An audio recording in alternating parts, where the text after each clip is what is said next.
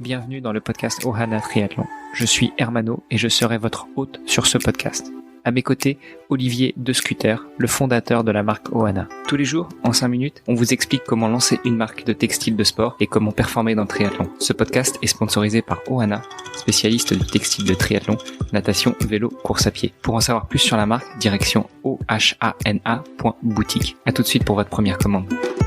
Salut à tous, nous sommes le mardi 29 décembre, on avance encore tout doucement vers le réveillon de la fin de l'année. Olivier, bonjour, comment vas-tu aujourd'hui ? Eh ben écoute, ça va très très bien. Ravi de bientôt clôturer cette année qui n'aura peut-être pas été la meilleure pour tout le monde. Cette année a été relativement chargée et chamboulée par rapport à une année régulière, à une année normale. La faute à ce, comme dirait mon petit neveu, méchant virus. Pour aujourd'hui, on avait décidé d'aborder un thème un petit peu plus technique, mais pas tellement sur l'aspect sportif, vraiment sur l'aspect organisationnel. Je sais que c'est ton dada, je sais que c'est vraiment ce qui t'a occupé ces dernières années.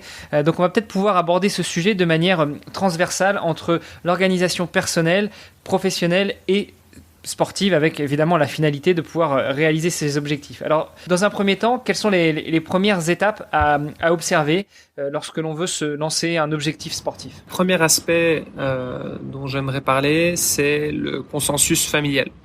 Je l'appelle le consensus familial, pourquoi ?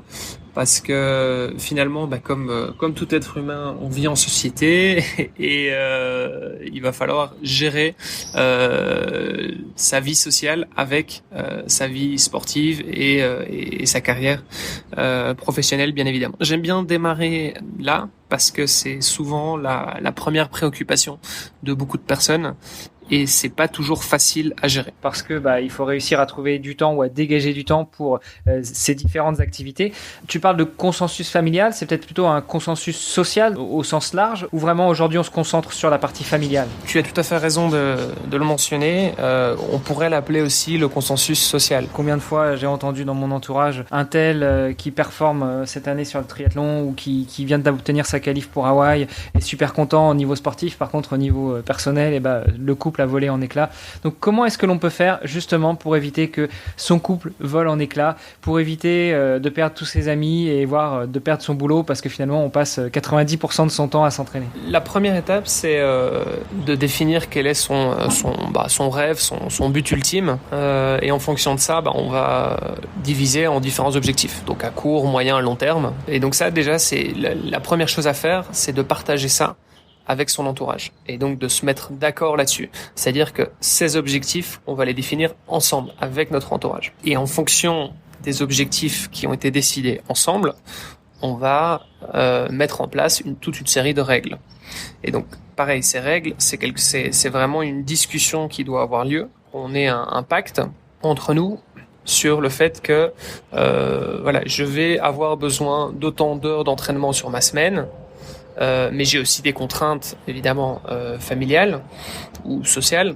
Comment est-ce qu'on fait pour trouver un juste milieu et donc quel est le pacte qu'on va pouvoir trouver. Et donc c'est très important d'établir ces règles à l'avance pour que personne ne se sente lésé finalement. Les règles fonctionnent dans les deux sens, si je ne m'abuse. Enfin, je prends mon exemple. On en a parlé il y a quelques semaines. Je me suis fixé un défi pour 2022 de traverser la France en swimrun. Donc, ce qui implique beaucoup d'entraînement, quelques implications administratives et autres pour pouvoir mener à bien ce défi, ce projet. Quand j'ai réfléchi à ce projet, je me suis mis autour de la table avec mon épouse et les enfants, on a discuté, je leur ai présenté le projet que j'entendais mener à bien et on s'est mis d'accord sur cette espèce de contrat entre nous où effectivement j'ai du temps qui m'est consacré pour m'entraîner, pour préparer le projet, pour préparer de la création de contenu autour de cela. Mais d'un autre côté, je sais me rendre disponible tel ou tel jour, de telle heure à telle heure, et éventuellement rendre l'appareil. Et le contrat marche effectivement dans les deux sens à ce niveau-là, mais aussi dans le sens où si on se met d'accord pour que j'ai 10 heures de disponible pour m'entraîner par semaine, eh bien ces 10 heures, ce ne sera pas 12, ce ne sera pas 15. Alors une fois qu'on a établi ce contrat, qu'on s'est mis d'accord avec nos très proches, quelles sont les prochaines étapes ? Une fois qu'on l'a fait avec le noyau dur, on va dire, c'est quelque chose qu'on va devoir étendre à nos amis, qu'on voit peut-être un petit peu moins souvent évidemment que notre entourage très proche. On va devoir l'appliquer effectivement aux gens, à notre cercle un petit peu plus large, et donc ce sont les gens qu'on a l'habitude de voir, on va dire une fois par mois, se faire une bouffe de temps en temps ou une sortie. On va aussi pouvoir l'appliquer évidemment à notre cercle professionnel, c'est-à-dire les collègues. Donc finalement vos collègues vont aussi être impactés si vous décidez tous les midis d'aller vous entraîner par exemple, de faire 1 heure d'entraînement plus la logistique, le temps de se changer, etc. Bah voilà, ça vous fait des grosses pauses de midi.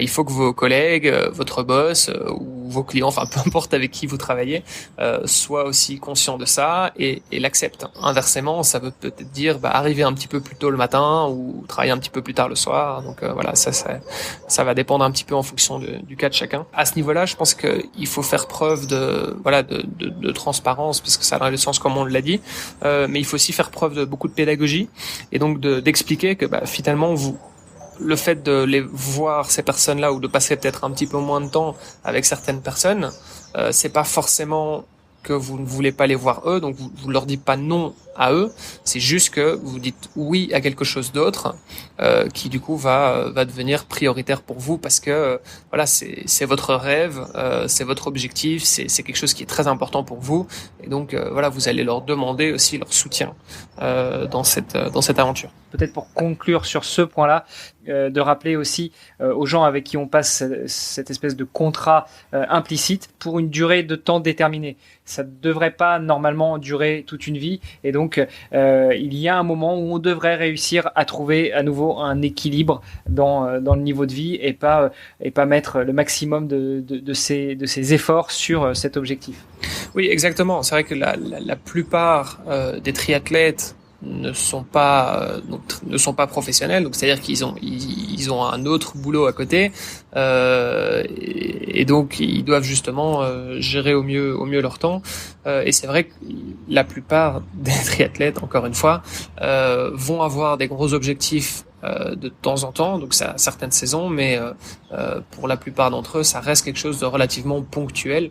Même si c'est des gens qui vont peut-être faire du sport toute leur vie, c'est rare de vouloir enchaîner les énormes défis tous les ans. En général, voilà, on se fixe un objectif, et puis un gros objectif, et puis on se prend un petit peu de répit, au moins pendant 1 année ou 2, avant peut-être d'en établir un nouveau. Donc bon, là, ça dépend un petit peu en fonction de chacun, mais effectivement, c'est vrai que il faut aussi, je pense, être conscient que c'est quelque chose de relativement ponctuel. Olivier, merci beaucoup pour toutes ces précisions. Je pense qu'on voulait aborder aussi le fait que son cercle social ne concerne qu'un certain nombre de personnes, et qu'on peut le diviser en 3 catégories. Finalement, ces 3 catégories, on vient de les aborder.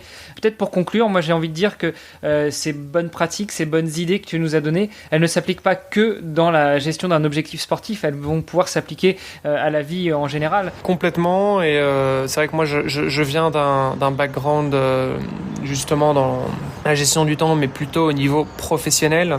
Donc voilà, donc en tant que cadre, en tant que voilà, quelqu'un qui passe beaucoup de temps, on va dire dans son boulot, comment faire pour optimiser son temps. Et donc finalement, moi ce que j'ai fait, c'est plutôt appliquer justement ces méthodologies-là et ces bonnes pratiques, on va dire, qui viennent du monde de l'entreprise, que je les applique justement au style de vie du triathlète. Donc c'est un petit peu dans ce sens-là que c'est venu, donc complètement je ne peux être que d'accord avec toi. Ce que je te propose, c'est de continuer d'aborder ce thème-là et de l'organisation d'un point de vue triathlétique, pour ainsi dire, dans les prochains jours, et d'ici là, je te souhaite une bonne fin de journée. Je te dis à demain, Olivier. Super, à demain Mano, salut. Ce podcast est sponsorisé par Ohana. Pour en savoir plus sur les textiles et les valeurs de la marque, rendez-vous sur ohana.boutique. ohana.boutique. À tout de suite pour votre première commande.